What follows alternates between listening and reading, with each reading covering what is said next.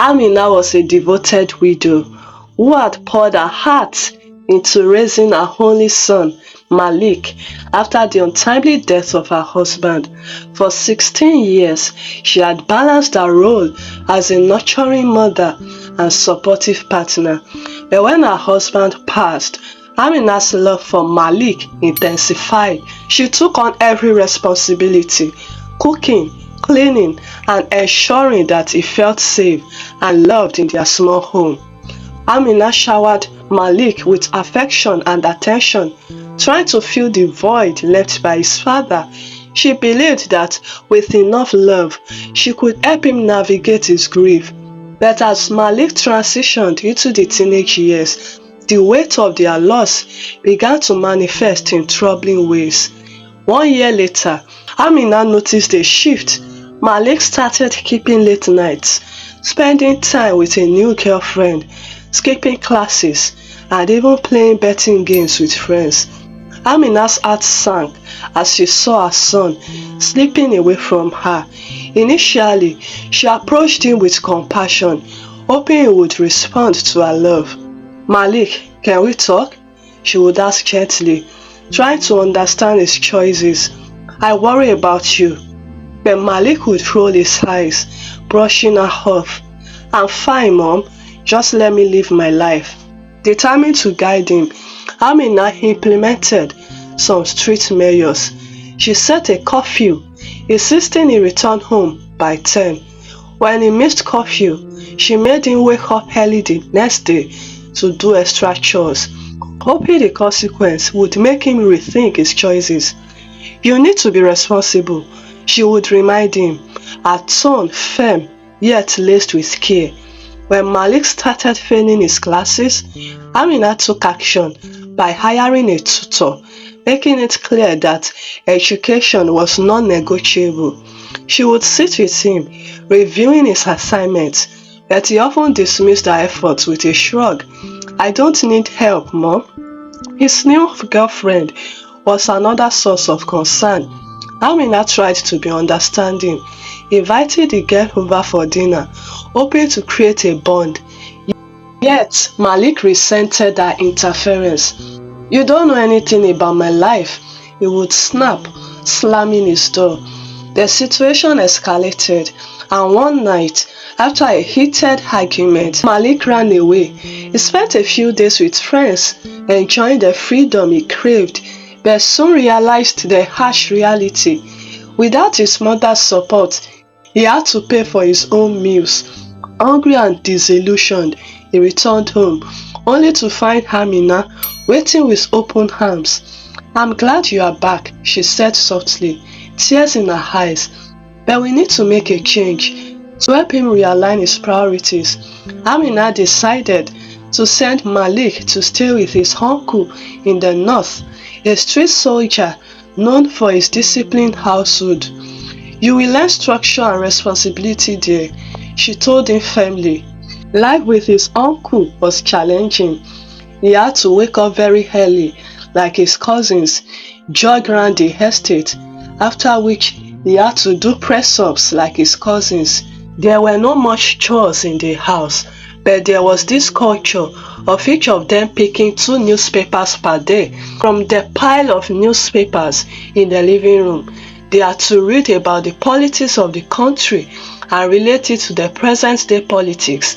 They would stand before their father, the colonel, to give a 1-hour talk on the progression of politics in Nigeria for the past 10 years. Refusal to do it means undergoing a very tasking punishment. From the colonel, Tunde had to lie about how his school was organizing a program for SS3 students, and he had to be there, thereby cutting his visit short. Despite the progress, Malik struggled with his anger. Amina had tried to teach him anger management techniques, but he often scoffed at her advice. "You don't get it," he would retort, storming off. Malik had a culture of fighting with his neighbors.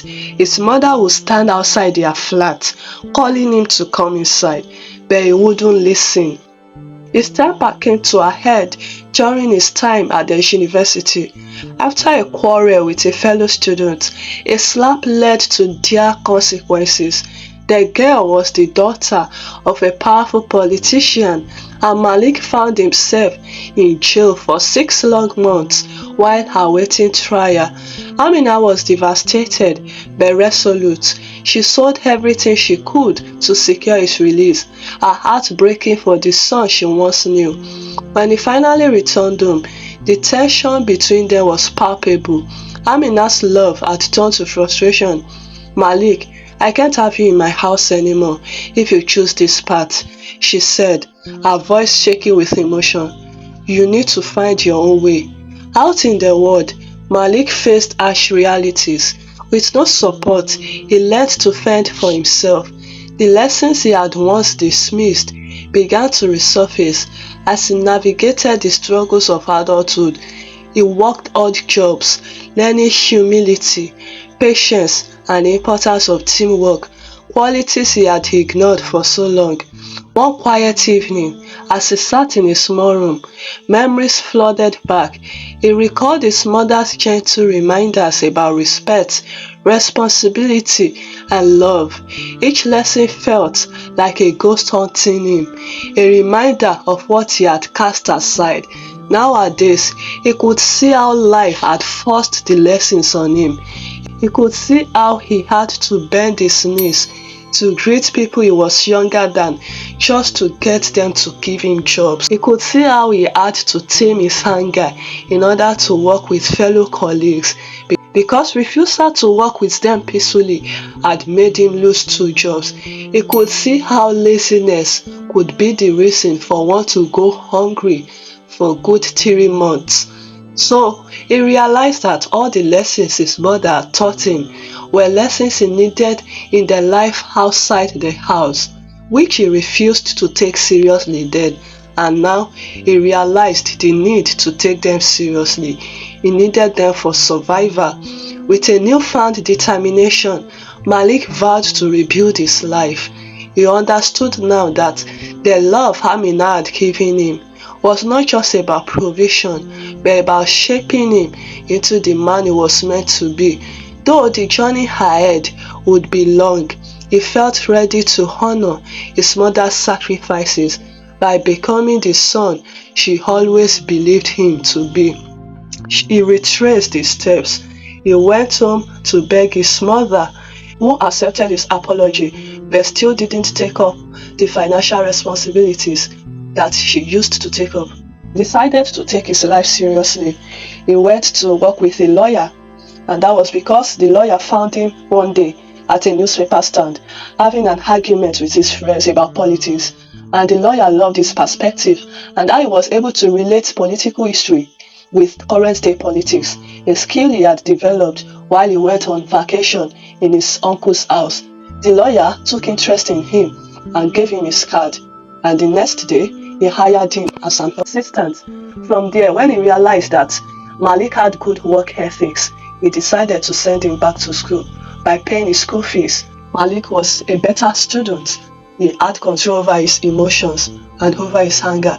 When his mother got to know that he had really become a changed person, she came back into his life and started sponsoring his education, supporting the lawyer who had placed him on a scholarship. 2 years later, Malik's life had turned around for good. He stood out among his law friends in the university because he was studying law. He stood out and his friends loved him due to his intelligence and his perspective whenever they are discussing political issues. Because of his outspokenness, he was able to get a job right from camp, which he managed as a side hustle as a copper. I saved enough to go to law school, and his mother had to support with little resources and art, which made her proud of her son. Because the son told her, "Mom, you just have to support me a little. The bulk of what I will need to spend in my law school, I have saved it during my service year." I was proud of her son. That face beamed with smile as she thanked God who helped her through the journey.